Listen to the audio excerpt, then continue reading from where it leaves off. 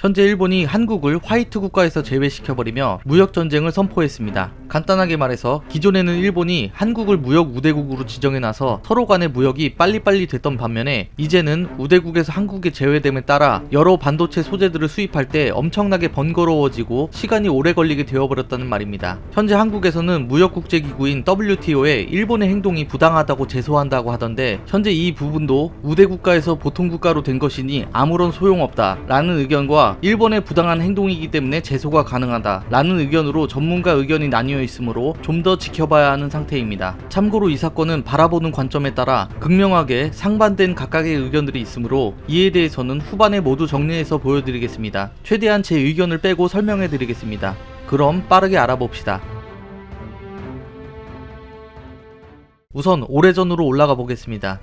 일본은 한국을 식민지로 삼아 지배했고 강제징용 관련, 위안부 관련으로 숱한 만행을 저질렀습니다. 그러던 중 일본은 패망했고 한국 땅에 자신들이 건설해 놓은 공장, 건물, 개인 자본 등을 모두 놔두고 자신들의 땅으로 도망가게 됩니다.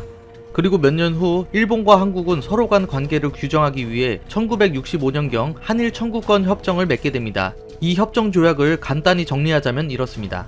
일본은 한국에 투자한 자본과 일본인 개별 자산을 모두 포기하고 식민지 지배 보상금으로 총 5억 달러를 지원한다. 양국은 국민의 재산, 이익, 권리에 대한 청구권에 대해서 완전히 그리고 최종적으로 해결된 것으로 한다. 협정 해석 등과 관련한 양국 간 분쟁은 외교상 경로를 통해 해결한다. 분쟁 해결이 안되면 한일 제3국의 중재위원회를 구성한다 라는 내용이 담겨있는 국가와 국가 간 협정이었습니다. 이 협정이 체결될 당시 박정희 대통령의 행보에 대해 국내에서 극심한 반발이 있었고 잦은 시위가 벌어졌습니다. 하지만 결국 이 협정은 체결되었고 이 자금은 피해자들에 대한 보상보다는 국가의 발전기금으로 거의 다 사용되었습니다.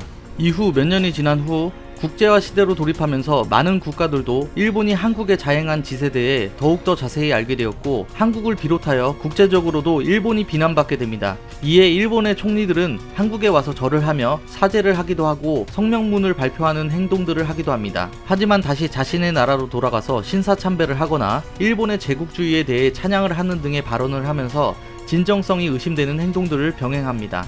그리고 여러가지 사건들을 거치면서 다시 몇 년이 지납니다. 박근혜 정부는 외교적으로 일본과 친밀한 관계로 있길 바랬고 아베와 정상회담을 한 뒤 일본 자금 10억엔을 받아 한국에 한일 치유재단을 설립합니다. 치유재단이 설립될 당시에도 의견은 각자 나뉘었습니다.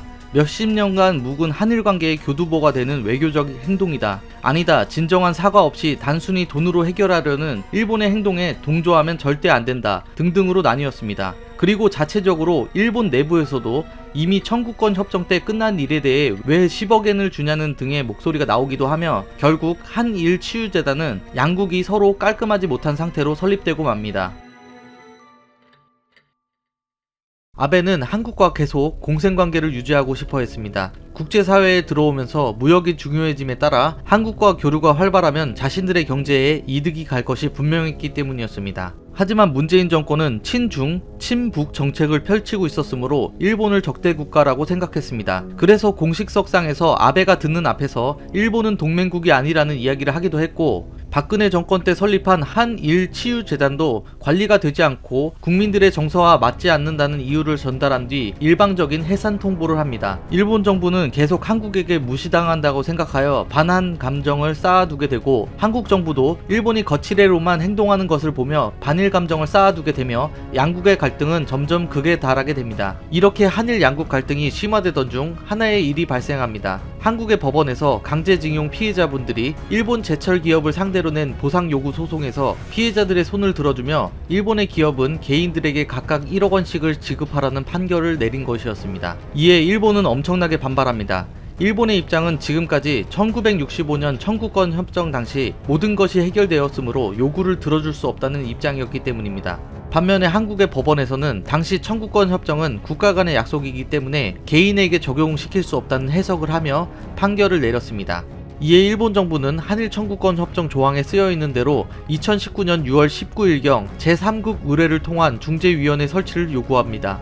그리고 문재인 정부는 무대응으로 일관했고 이후 일본은 G20이 끝난 뒤 한국에게 경제보복을 감행합니다.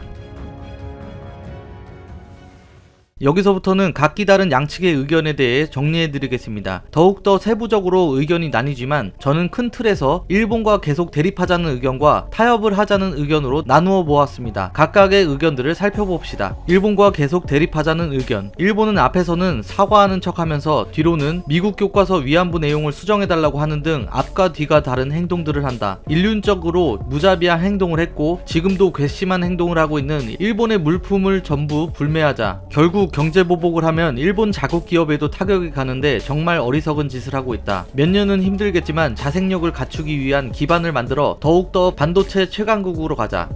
일본과 빠르게 타협하자는 의견. 현재 일본이 원하는 건 삼국 중재소 설치인데 무대응으로 일관하기보단 받아들여서 서로 잘잘못을 가리고 깔끔하게 가자. 일본 물품 불매 운동하면 결국 관련된 우리나라 사람들만 피해본다. 돈을 안 받았으면 모르겠는데 이미 몇 번이나 받았으니 애매한 것은 맞다. 일본은 매우 싫지만 외교적으로 교류가 있어야 결국 서로 잘 되는 길이다. 빠른 협의를 하자. 등등의 의견입니다. 당신의 생각은 어떠신지 우측 상단의 투표를 눌러 투표를 부탁드리겠습니다.